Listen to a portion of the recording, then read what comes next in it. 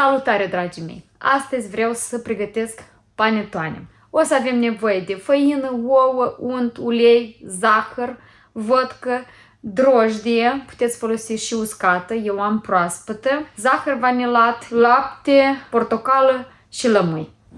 Mai întâi de toate activez drojdia, pun puțin zahăr și un pic de lapte călduț și o lăs deoparte.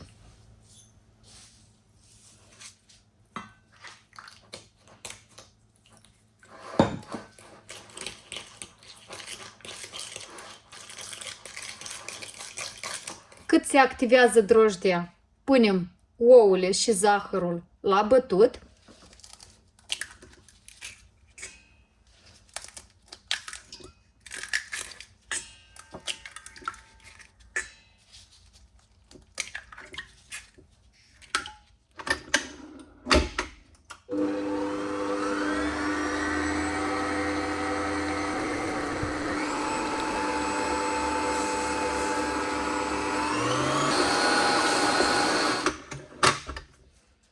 Aici, după ce s-a bătut ouăle și zahărul, nu le batem foarte mult. Adăugăm drojdia activată, laptele, untul, esența de portocală și vanilia.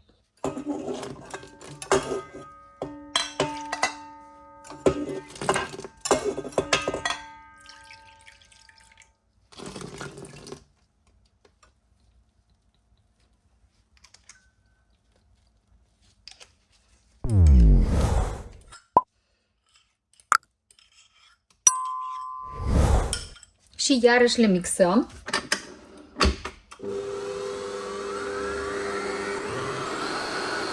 Adăugăm vodka. Mai mixăm o minută.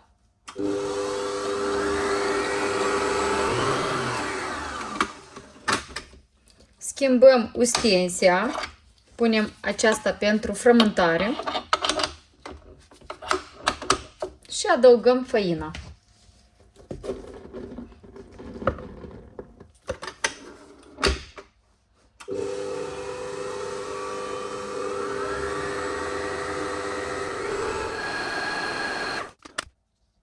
După ce am frământat bine, o punem într-un vas cu capac pentru o oră. Rad coarjă de portocală și de lămâie.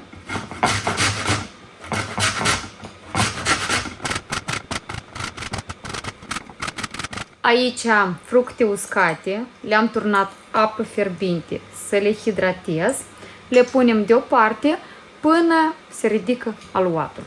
După o oră, pregătim deoparte 100 de grame de făină cernută, uleiul, nu l-am folosit, fiți atenți la început ce pun și când pun, pentru că nu folosesc toate produsele deodată. Mai luăm coarja de portocală și de lămâie și fructele hidratate, uscate, la fel. Acum, ungem masa de lucru cu ulei.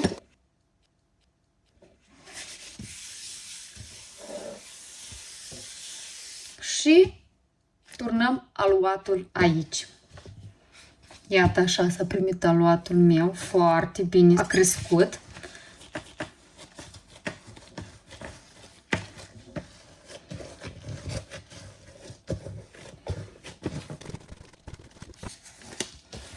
L-am pus pe masa de lucru.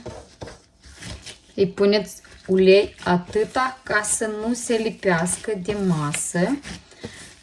Acum adăugăm făina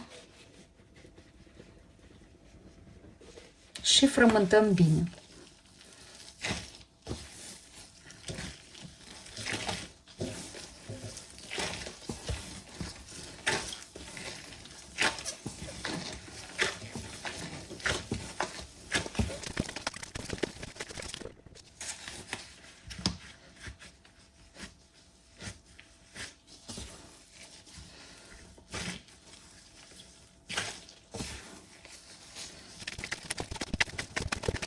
Și încet, încet adăugăm uleiul.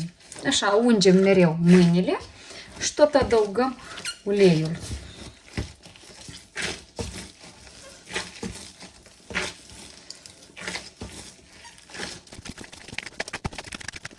Vedeți, când se începe a lipi de masă, adăugați ulei, așa, ungeți, nu foarte mult. Frământați bine până se amestecă făina, să nu rămână nici un boț, nimic.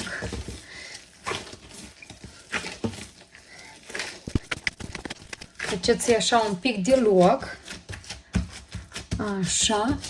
Și acum adăugăm coaja de lămâieș de portocală. Așa. Bine, bine. Și fructele. Fructele eu nu le pun pe toate odată, pun așa o jumătate, apoi mai pun o jumătate.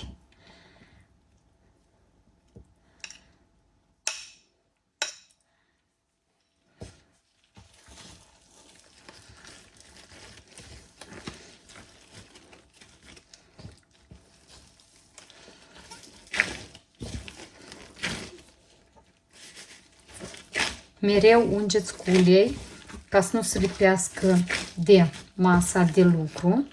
Iată așa, vedeți? Și frământați foarte, foarte bine ca să se amestece fructele și coaja de portocală cu lămâie la fel. Să se amestece foarte și foarte bine.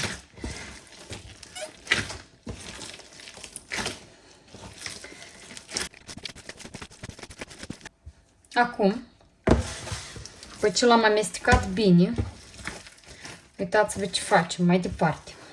Îl punem înapoi în bolul în care a crescut. Așa. Iarăși îl ungem cu ulei binișor și adăugăm restul fructelor. Eu fructe iubesc să adaug mult. Dacă nu iubiți așa de mult, nu adăugați atât de mult. Nu e o problemă. Și mai amestecăm un pic, apoi îl punem iar la cald, vreo 40 de minute să crească foarte bine.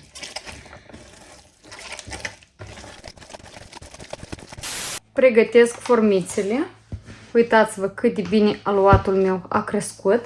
Acum o să le pun cam mai jos de jumătate și o să le las vreo 20-30 de minute să se dubleze.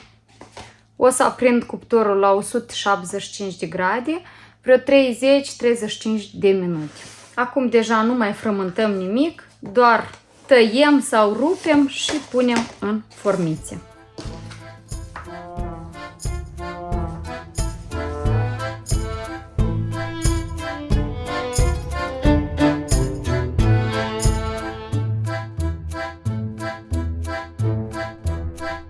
Acum le punem la un loc cald, le acoperim și când se dublează, atunci deja le putem coace.